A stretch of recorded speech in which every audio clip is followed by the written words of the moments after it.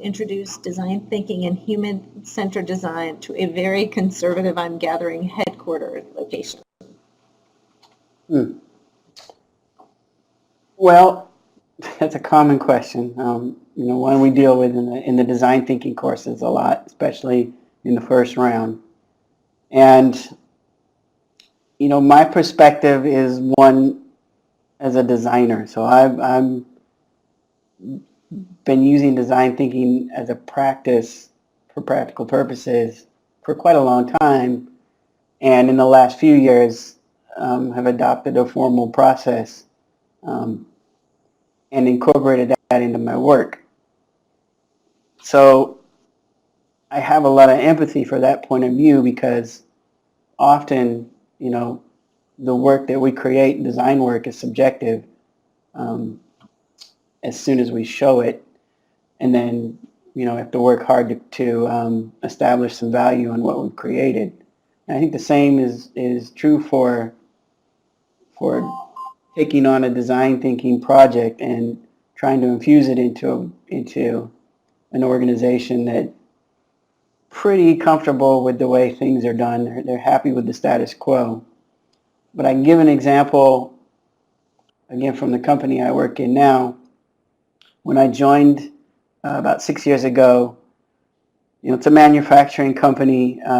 So we were maybe 5 years into, they call a lean journey. So we were becoming adept at lean manufacturing practice.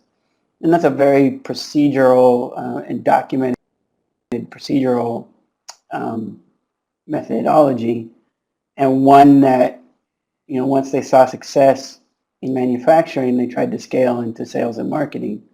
And so that they were already dealing with trying to adopt a process that wasn't inherent to at least the administrative side of the business.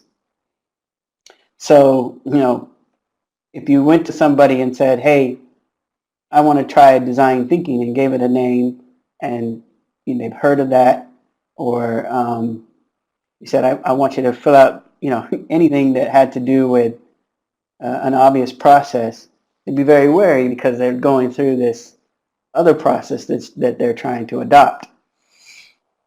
So I think that with all of the processes that become popular, and I don't by any means lump design thinking in with other popular processes for problem solving that have come up over the years,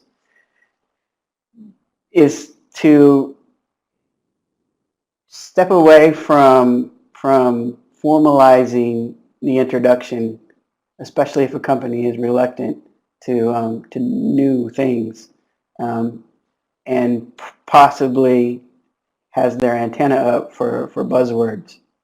So you can undergo a project and utilize the tools that you're learning in design thinking in the course, and not really call it anything except experiment, or if you have to speak to the action, your activity, you can just say, we are doing research to support an idea that we have, and talk about it in terms that are much more innocuous and easier to digest for someone who might be standoffish about any process, like agile, lean, Six Sigma, anything that they think might indicate that they're all of a sudden going to have to do a whole lot of training and all of the things that cause people to have an aversion to that sort of a thing. So that's probably the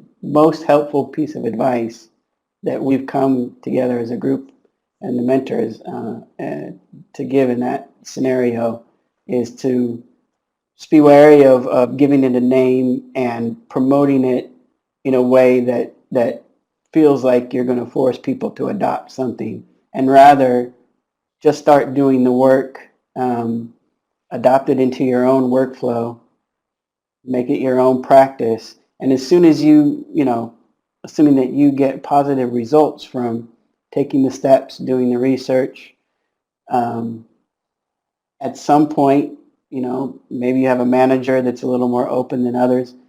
You could mention, you know, this process that we use that was so successful is called design thinking. And maybe then they spread the word and become an advocate. But it's really to start slowly and not, for lack of a better term, beat anyone over the head with having to call it one thing or another.